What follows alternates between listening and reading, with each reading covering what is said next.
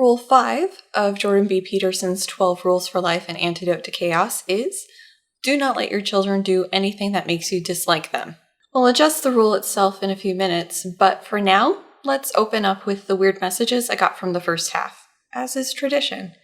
And yes, I do say the first half because this is getting split into 2 parts. There are only so many hour-plus long videos you can make on a weekly basis about Peterson before going a bit Peterson-y yourself. The messages. First, male children tend to have been preferred historically, although it's not necessarily always just a sex bias issue. Sometimes it's the parent actually just hating their own children. Second, gender nonconformity is damning civilization, and this rise in gender nonconforming people is because their parents didn't discipline them enough as children, because their parents didn't want the kids to hate them. Third, only kids bully, not adults. Fourth, by socializing children, civilization reduces violent crime. And fifth, parents need to discipline their kids, but Peterson is the best parent. Those are some pretty hot takes, so come with me as we explore the Peterson logic behind them.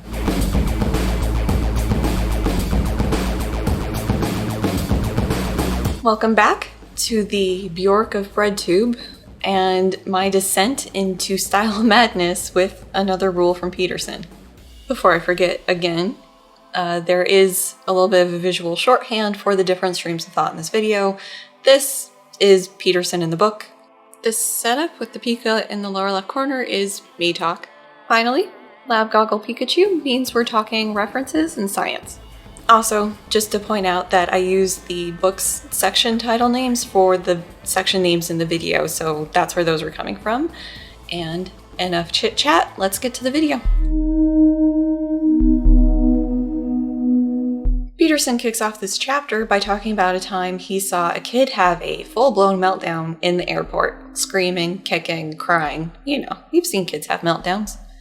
And Peterson says that he could tell this kid was doing it for attention because he's a parent and you just know these things.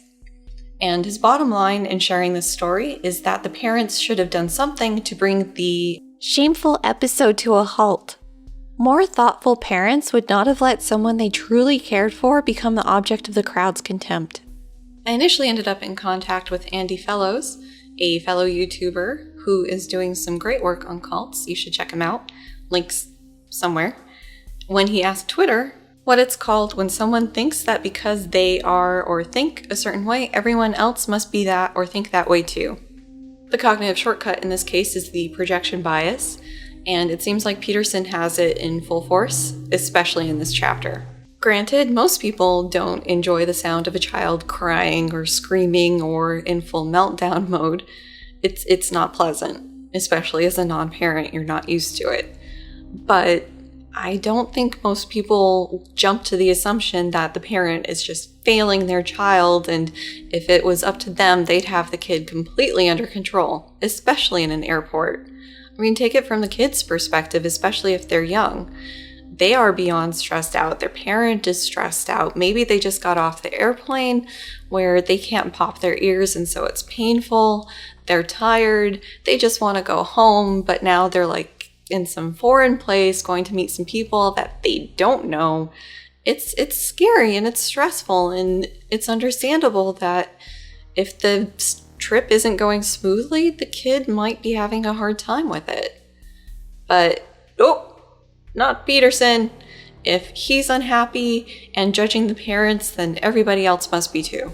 Then Peterson shares more instances of parents failing in his eyes. In these instances, he says that the parents didn't want to tell their children no or discipline them, and so as a consequence end up having to micromanage them instead.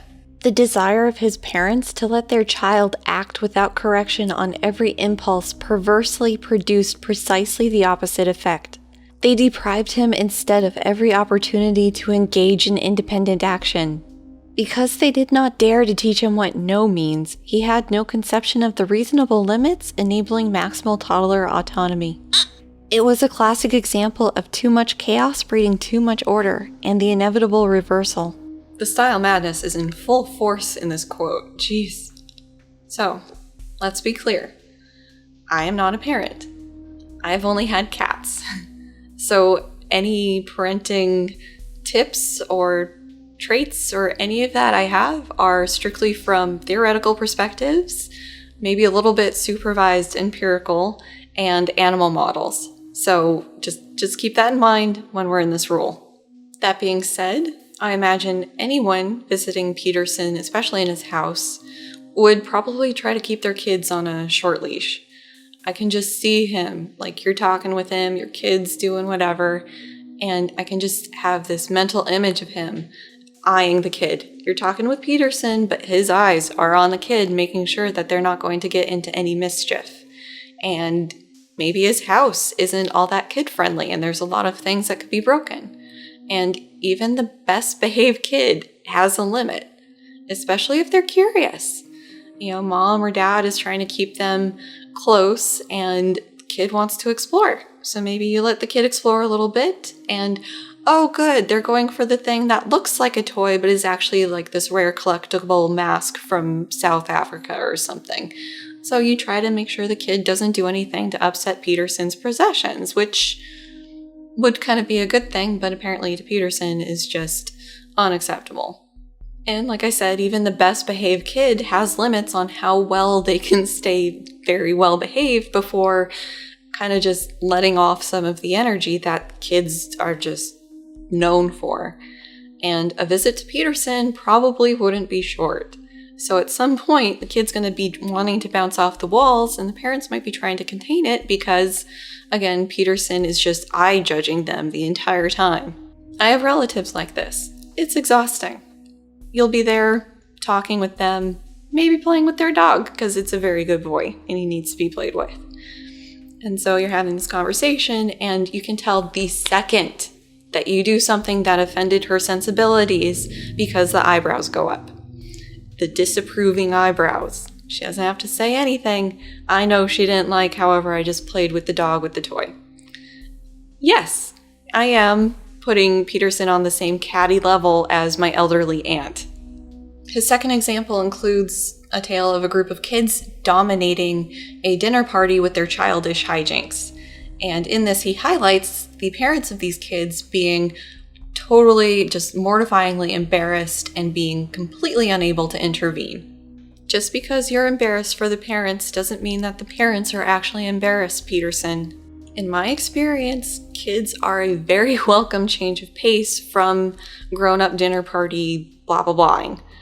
Us mere mortals can only talk shop for so long before kids coming in and being kids or pets coming in and being pets is a very welcome diversion from talking shop. It's not the end of the world. It's good.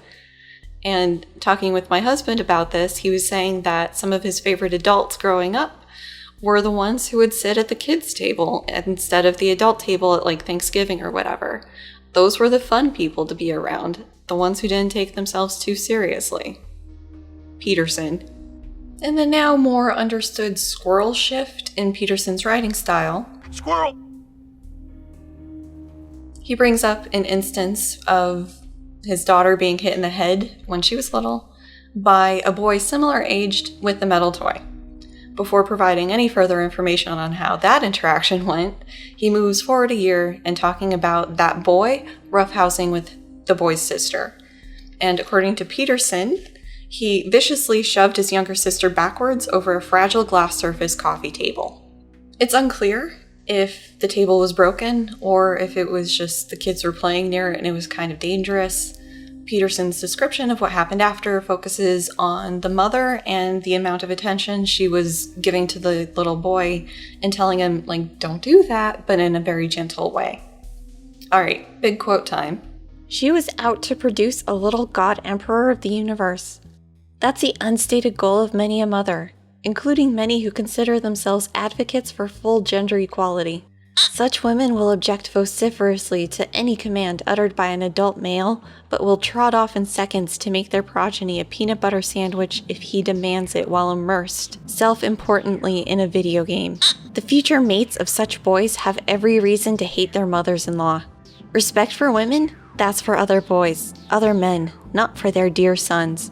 There's a lot to unpack here. For one, people aren't perfect. Somebody can be a huge campaigner for gender equality and have a blind spot when it comes to raising their kid. It happens. How about we spend the energy on maybe educating them, like, hey, so you're raising your son in this way, instead of crucifying them for it? Maybe. The judginess is still in full effect here. Maybe the mom enjoys cooking. Maybe she was already making herself a sandwich and happened to decide to make her son one. Maybe she's a gamer and knows what it means that a raid is going long and how desperate you can be for food by the end of it. But maybe this is giving us a glimpse of his opinion on video games here. I've been curious. I have a guess about what his stance is, but I've refrained from looking it up. Although, from this, maybe we get a hint. Future mates, huh? So I guess these gaming lobsters with no apparent respect for women will beat out the target audience of this book for mates?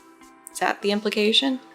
How about if someone's of dating age, they be held accountable for their actions? Yeah, the impact of the parent can be considered, but someone's not destined to turn out shitty just because their parent wasn't full pro at parenting. Finally, back to the unintentional autobiography angle. Did his daughter perchance date somebody that he didn't approve of? Were these somebody's gamers? Then we shift to talking about the apparent preference for male offspring still present in some cultures today. In a particularly aggravating choice, he says that he's referencing the Wikipedia entry for that practice without actually giving any of the pieces of information you need for a complete citation, like link, title of the web page. Nope. None of that. Anyways, he says that Wikipedia indicates that it's cultural in nature, but he thinks it might go further or deeper than that. And he says that evolutionarily speaking, you get more bang for your buck out of a male offspring. Note, I know that Peterson catches a lot of flack for how he talks about gender and sex, understandably so in some instances. Hopefully we'll be okay talking here about biological sex in the evolutionary context. So just males produce sperm and have a lower parental investment requirement, so they can just blow their load and go off to do it again somewhere else. Whereas females produce eggs and have a higher parental investment requirement for the offspring. They're stuck with it for about 9 months and then typically need to also feed it and help raise it, whether or not the male is there for that.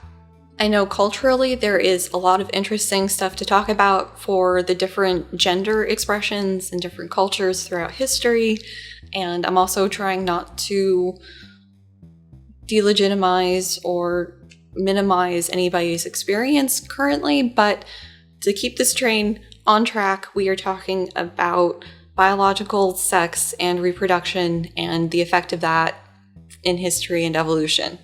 Peterson gives a lot of famous people examples of men who were quite successful in spreading their seed. Genghis Khan is one example.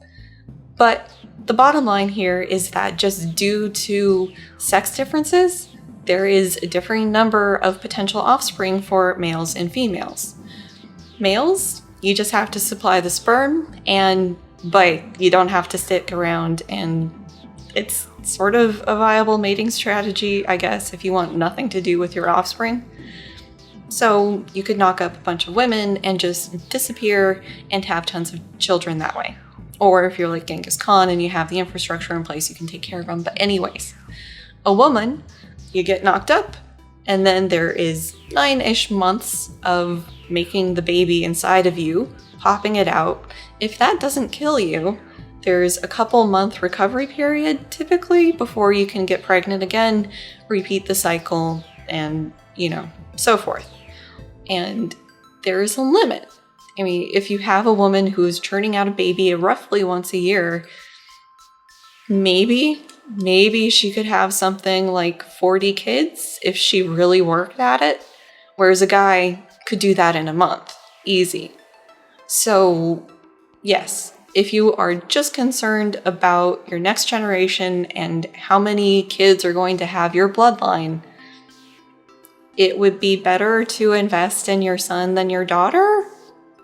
As such, From a deep biological perspective, there are reasons why parents might favor sons sufficiently to eliminate female fetuses, although I am not claiming direct causality, nor suggesting a lack of other, more culturally dependent reasons.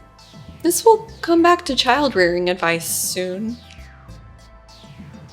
After a little bit of a discussion about differential abortion rates between boy and girl babies, with boys being favorited in some countries and girls being selectively aborted, he quotes Freud as saying that being the favorite of your mom means that you will grow up to be a successful man. Peterson arguably missed the point of Richard Dawkins' The Selfish Gene book. Here, he includes it, like this is part of his argument, and says that spoiling the son selfishly will lead to a greater propagation of your genes. But sometimes it's not just about who's got a dick. Sometimes it's just that the Unconscious hatred, sometimes not so unconscious either, overrides any concern a parent might have for any child, regardless of gender or personality or situation. hatred of your kids. Big claims. Let's see what he has to back this up. At some point, Peterson and his wife look after a 4-year-old boy as a favor to somebody because their nanny has taken sick. I'm assuming this is a work colleague, but he doesn't really say. And so when the mom is dropping off the boy, she says that, sometimes he doesn't eat during the day, but don't worry, it's okay. It's fine, don't worry about it. And this is where the title for this section comes from.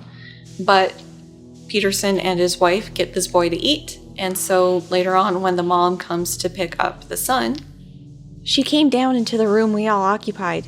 "Oh, supermom," she uttered resentfully, seeing her son curled up in my wife's lap. Then she departed, black, murderous heart unchanged, doomed child in hand. She was a psychologist. The things you can see with even a single open eye, it's no wonder that people want to stay blind. overall, Peterson's description of this boy and the interactions they had with him raises a lot of questions, if not outright flags. And I'm not in a field that specializes in this stuff, like Peterson is. So he says that this boy was very withdrawn, or just clinging to his wife the entire time the boy was there, and he acted more like a 2-year-old than a 4-year-old. Something's going on here. Maybe the boy has some sort of anxiety disorder. That would help explain the clinginess and other apparently weird behaviors that Peterson described. Maybe the kid is on the autistic spectrum and is having difficulties with this upheaval in his routine.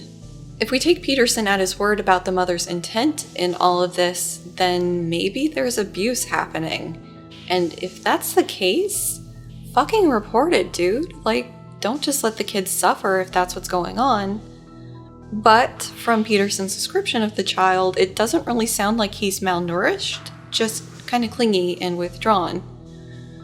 So maybe the mom wasn't as murderous in her intent as he described. Which brings us right back to the judginess of Peterson. According to him, this mom is being a terrible mom and not parenting right. Meanwhile, she probably knows her kid the best and understands that maybe sometimes he's a little bit weird about eating, especially when there's a change in routine, like when the nanny gets sick. And so to try to assuage the people's fears who are helping her and doing her a solid by looking after her kid, she just lets him know, he's kind of weird about eating. He'll eat when he gets home. Don't worry about it. It's fine. And yeah, as long as he is eating as many calories as he needs per day, it's not a problem if he skips a meal. But to Peterson, this is a life and death struggle, and there is no in between. Either the kid eats at their house or he's going to starve to death because this mom just won't feed him otherwise.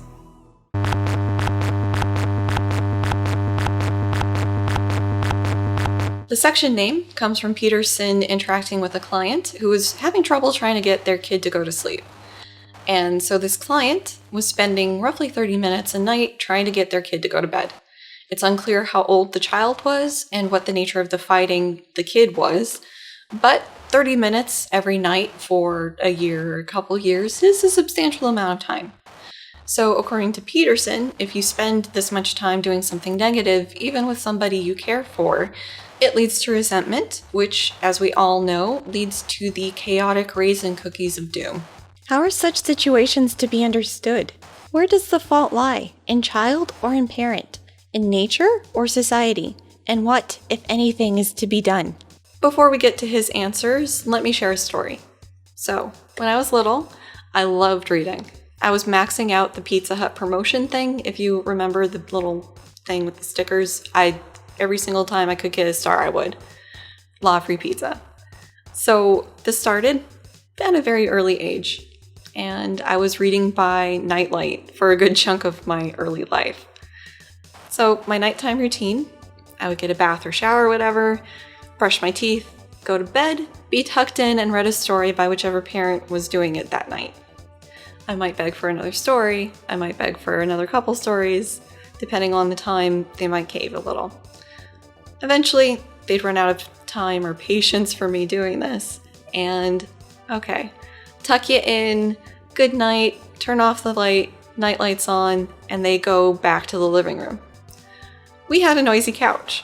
I would wait to hear the couch spring go, and then I would just bust out whatever book I'd had hidden and start reading by nightlight. And so initially, and this is an interesting theory of mine thing too, initially I would just read by the nightlight. It was by my bed. And I didn't realize it was casting a shadow up that they could see. So I'd be reading and then they'd come and I'd be so into the book I couldn't hear them and, all right, little one, you go back to bed now and stay there. Repeat the cycle a couple times. Yeah. So eventually, okay, I need to hold it so I'm not blocking the light and then they won't know. Then they got wise to that. So they moved the nightlight across the room so I'd have to go into their line of sight in order to get to the nightlight. So I got very good at peeking around the corner of my bed to see when they weren't paying attention. Wait for them to not be looking, dart across the room, and just keep reading by nightlight that way. And that was pretty much my nighttime existence for most of my childhood. Like, even up into high school, I would get in trouble for reading. I didn't have a nightlight then. I had Christmas lights above my bed that were just bright enough to read by. So consistent throughout my life. And yeah, maybe they could have been more strict about me breaking bedtime curfew, but do you really want to discourage your kid from reading? Yeah, I'm willing to take the blame on this one, Peterson. It was the kid's fault. Peterson says that some people put the blame of misbehaving children on adults, either the kids' parents or on society as a whole. And he says that these people get this idea because of the notion that children are pure and unsullied by the world and so would never do wrong. But then he counters this by saying that, yes, children do tend to be open and wholesome and positive, but some kids can be difficult. Wait. So he does acknowledge that kids can sometimes be difficult and the problematic element in this equation. What about the airport kid from earlier? Maybe he was one of those difficult children. Peterson also says that blaming society for children misbehaving doesn't make sense because how could a society on the whole be corrupt without individual members of that society being corrupt as well? Corruption seems like a bit of a leap from a kid not liking bedtime.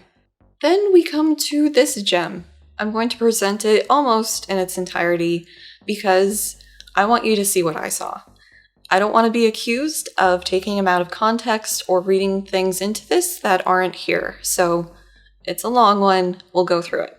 Even more problematic is the insistence logically stemming from this presumption of social corruption that all individual problems, no matter how rare, must be solved by cultural restructuring, no matter how radical.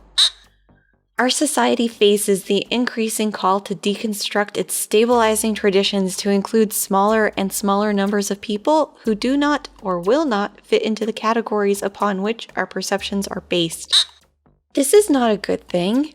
Each person's private trouble cannot be solved by a social revolution because revolutions are destabilizing and dangerous. Thus, altering our ways of social being carelessly in the name of some ideological shibboleth, diversity springs to mind, is likely to produce far more trouble than good, given the suffering that even small revolutions generally produce. He talks a lot around the issue or issues that he's talking about in this section. He does mention diversity towards the end of this rant, but I'm sure that's only the tip of the iceberg here. I've been so gentle and careful in trying not to read into the implications of what has been written so far. But reading this section, I feel like the mask that has been in place of, like, yes, I am normal human being talking about life advice, I feel like that is just gone. We're this far into the book at this point, so no real reason to keep up the pretense of anything other than the agenda that is behind this book. The rest of this me section will be speculation on my part based on what is here and previous things he said in the book and what it seems like the subtext is. This may not be universal. I thought it was pretty clear, but when talking about it with my husband, he was like, I don't see any of that. So do let me know in the comments what your take on this section is, because I'd be intrigued to know if I'm alone in reading it the way I have, or if other people would see it this way too. Now, what could he be talking about with rare personal problems that need radical cultural restructuring? Maybe it's something along the lines of what he got infamous for? Trans rights, LGBTQ rights, things that to him are personal problems that society need not be involved with. The possibility of this is reinforced by his inclusion of people who do not or will not fit into the categories upon which our perceptions are based. So if you're new or you don't remember, in Rule 2, Peterson argued that the most fundamental category that we put things into, it's either A or B. This most fundamental category is male or female. This was in Rule 2, page 40 on the paperback version if you're playing at home. So, these fundamental categories upon which our perceptions are based, he's talking about that male-female distinction. So he's talking, I think, about gender nonconformity here. That he would even call something so fundamental to a person's identity personal trouble says everything, doesn't it? So he's having a rant in this paragraph, in the middle of talking about rearing children, that the gender, sexual, and romantic minorities, or GSRM, are destabilizing society and are pushing for a dangerous revolution. What the ever-loving fuck? But wait, there's more! For your reference, dear viewer, this next quote comes right after the previous quote in the book. Was it really a good thing, for example, to so dramatically liberalize the divorce laws in the 1960s? It's not clear to me that the children whose lives were destabilized by the hypothetical freedom this attempt at liberation introduced would say so. Horror and terror lurk behind the walls provided so wisely by our ancestors.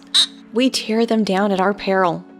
We skate unconsciously on thin ice with deep, cold waters below, where unimaginable monsters lurk. Jesus Christ on a pogo stick, he's arguing against the changes in divorce laws now. This liberalization he's referring to, I think, is the change in divorce laws that required somebody be at fault before the court would allow for the divorce to happen. If you're not familiar, because you've never had to go through a divorce or don't know somebody who has, a fault required for a divorce means that somebody needs to have fucked up, basically. This can include infidelity, so cheating on your partner, general cruelty, mental instability. These were considered grounds for a divorce. What this meant in practice is that it was hard to get a divorce. Proving beyond the shadow of a doubt that your partner was cheating on you was difficult. Or, it's also possible that the marriage just wasn't working, but if it just wasn't working, that wasn't grounds enough for a divorce. Somebody had to be at fault. And being at fault put you at a disadvantage as far as the court allocating assets was concerned. So, yeah, it was a bit of an issue.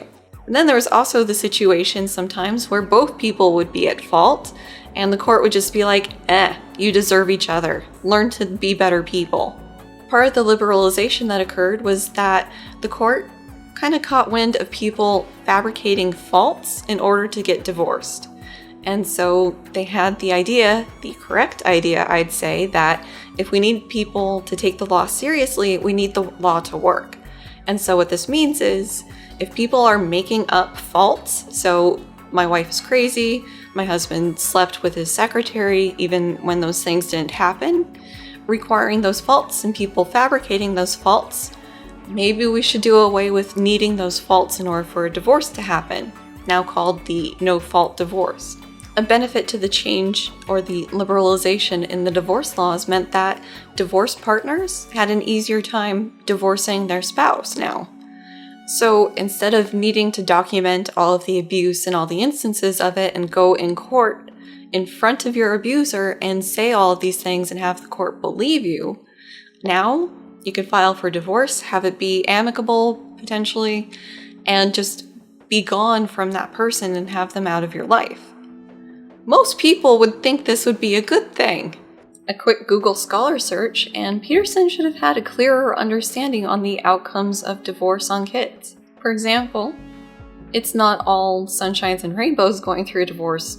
Absolutely not.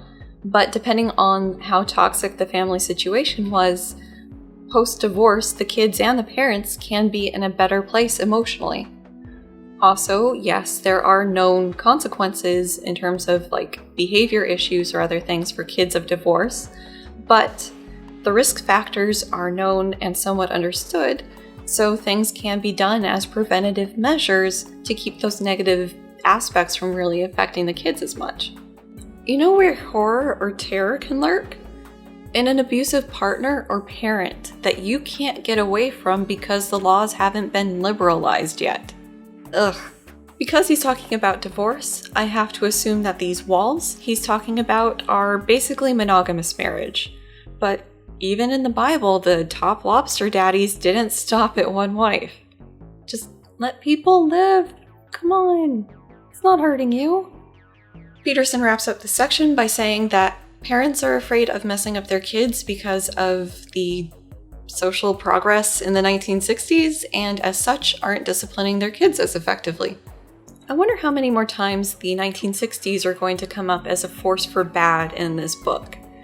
Previously, he talked about the 60s as being the cause for his cohort in high school not doing extracurriculars, and now it's the cause of divorce and all the social ills there and bad parenting. I wonder if this could almost be a metric if somebody is a true conservative or not. Do they hate all of the social progress that came out of the 1960s? Check. Peterson begins his section by talking about the concept of the Ignoble Savage. And he says that Encyclopedia Britannica ascribes this idea to a French philosopher by the name of Rousseau. And Rousseau did do a lot of work in exploring this idea and popularizing this idea, but let's go a different path for talking about the Ignoble Savage. If you aren't familiar, TV Tropes is a website full of rabbit holes. It is an encyclopedia unto itself, categorizing different tropes or conventions and shorthands found in various media. The entry for the Ignoble Savage says that this type of character is somebody who isn't civilized, but is still very morally upright or ethical in their actions, and more so than the civilized people that they come into contact with.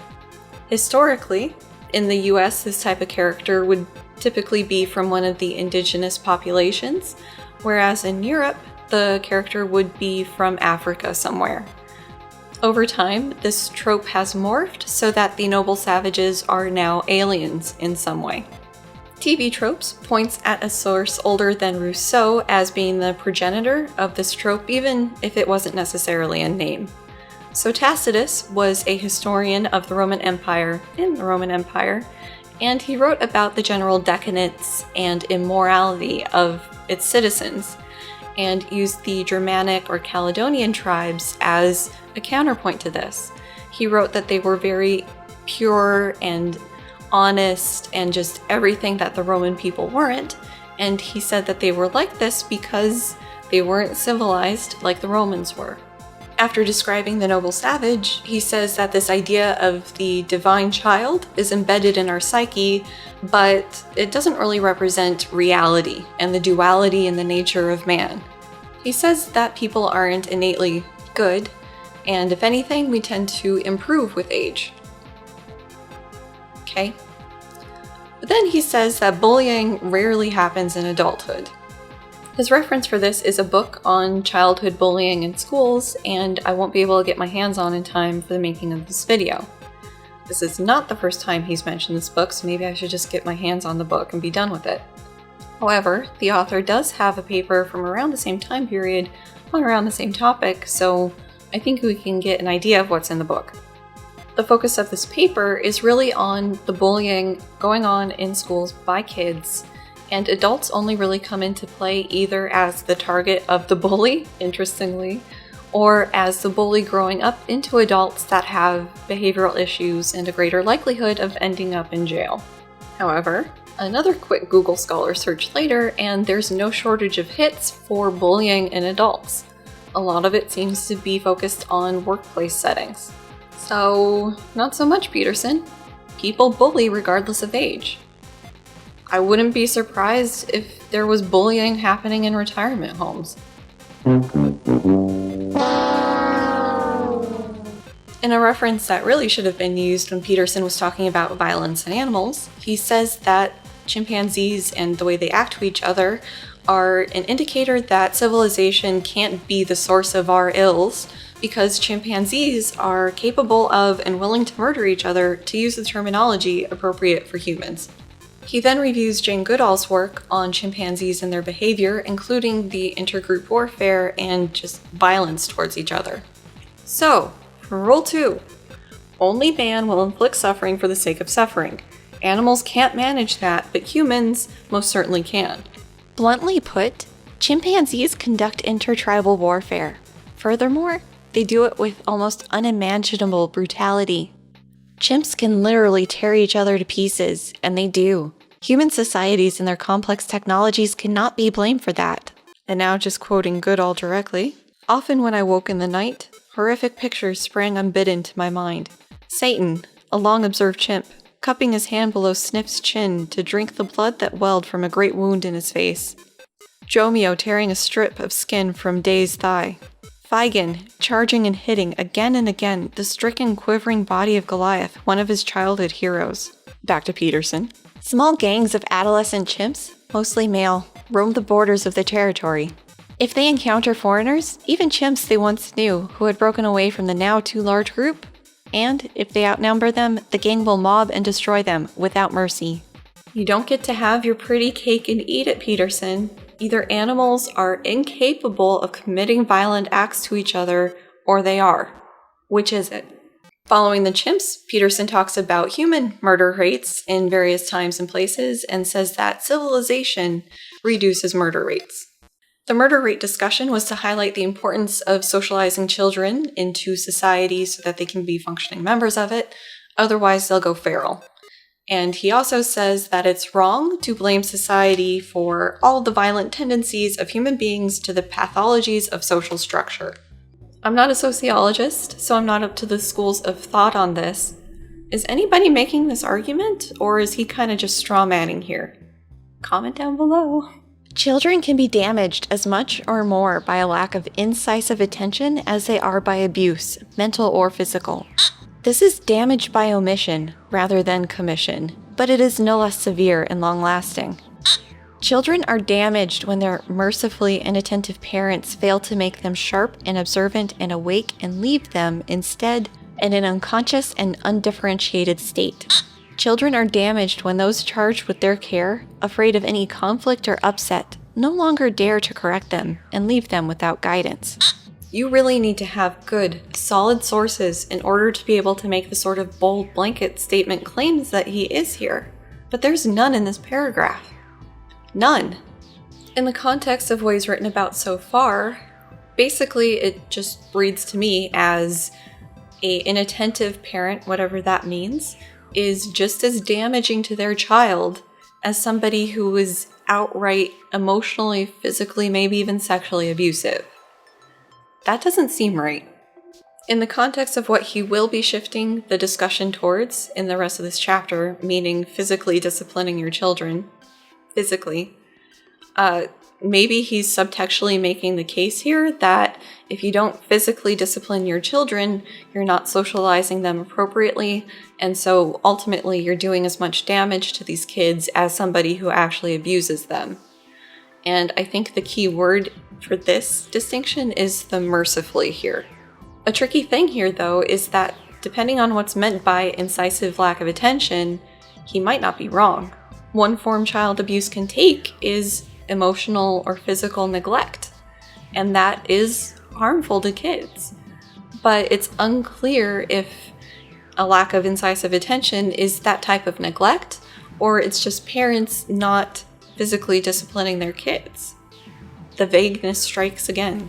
Peterson wraps up this section by talking about these vague and unfocused children and saying that they won't really have friends among other kids and will be disliked by adults. And he cites his time working in a daycare and interacting with these needy kids as evidence behind this position. Alright, we'll stop the party train here. The rest of this rule is dealing with discipline, and not the fun kind between consenting adults. Nope, not that at all.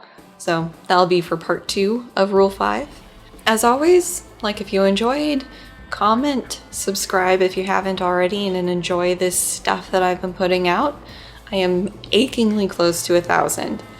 With just one click, you can change the life of a woman in her mid-30s.